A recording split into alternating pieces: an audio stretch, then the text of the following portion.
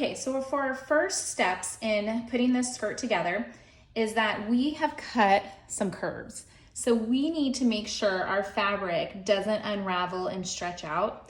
So the first thing we're gonna tackle is we're gonna sew a stay stitch around the curve, the waistband, the waistline here, as well as this waistline here.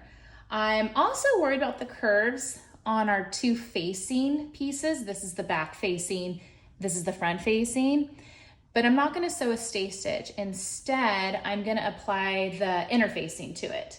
Hopefully you bought fusible interfacing, so all you have to do is iron it to the back side, and then you don't have to worry about your fabric stretching out anymore. I'm stuck at home right now. This is during COVID-19, so I just have sew-in interfacing, which I'm not super excited about. It means I have to sew it to the piece, which is a little bit more time consuming than just ironing it. But hey, I'm thankful I have it, so I'll use it. So anyways, you wanna attach your interfacing to your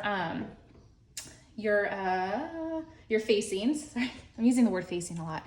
Interfacing to the facings piece. That will keep your curves from stretching, and sewing in a stay stitch around the openings. I'm not gonna worry about this curve on the side seam. I'm just worrying about the waistband one. So that's step number one to go ahead and take care of. So before you sew your stay stitch along the waistband edge of the front skirt and the back skirt, you need to know what your seam allowance is.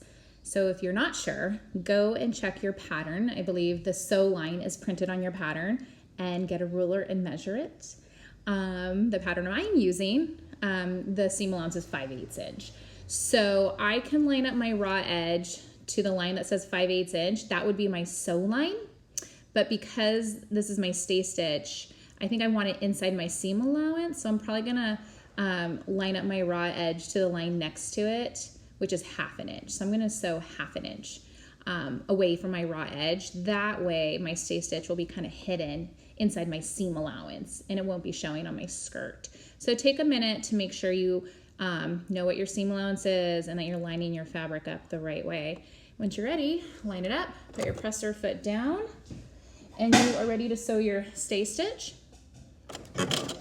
Again, I think it's good practice to backstitch your stay stitch.